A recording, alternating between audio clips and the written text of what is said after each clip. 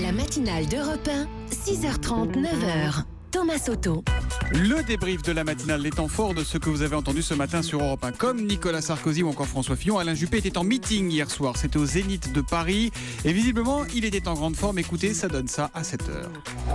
J'ai la pêche, mais avec vous, c'est la super pêche. La super pêche d'Alain Juppé, Jean-Pierre Raffarin était à ce meeting au Zénith. Il était également ce matin l'invité de Jean-Pierre Elkabbach, l'ancien Premier ministre, juppéiste donc, ne semble pas inquiet de la remontée de François Fillon dans les sondages. Écoutez, c'était à 8h15. Je ne crois pas que François Fillon puisse battre Nicolas Sarkozy.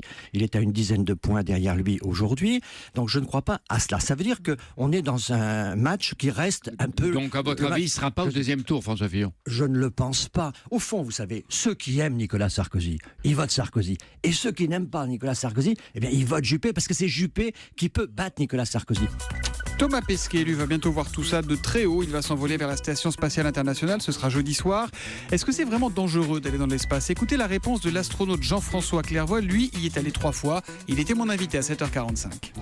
Ça reste dangereux parce qu'on estime à une chance sur 100 d'y laisser sa peau. C'est une débauche d'énergie colossale. Pour atteindre en 8 minutes et demie une vitesse de 28 000 km/h à presque 300 km d'altitude, c'est de l'ordre de 15 gigawatts. Ça veut dire qu'on pourrait alimenter la moitié de la France en électricité si on pouvait convertir intégralement cette puissance développée par les moteurs pendant quelques minutes. C'est là qu'est le risque, mais côté russe, il n'y a eu aucun accident depuis 45 ans. Voilà, et on vous a mis sur Twitter avec le hashtag matin une photo, un selfie fait par Jean-François Clairvoy avec Thomas Pesquet. Alors c'est à travers une vitre parce que Thomas Pesquet est protégé des microbes jusqu'à son embarquement à bord de Soyouz. Ce sera donc jeudi.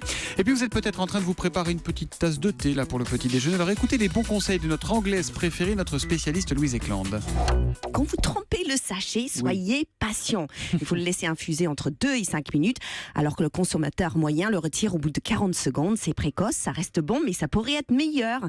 Les sachets de thé, c'est comme les idées de François Fillon dans la primaire.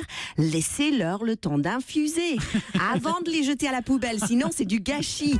Voilà, et les Anglais sont comme nous, ils changent d'heure. Donc à partir de demain, Louise Eklund, notre Louise, vous la retrouvez pour le dernier mot de la matinale. Ce sera juste après le journal de 9h. Nouvel horaire donc pour Louise Eklund dans cette matinale.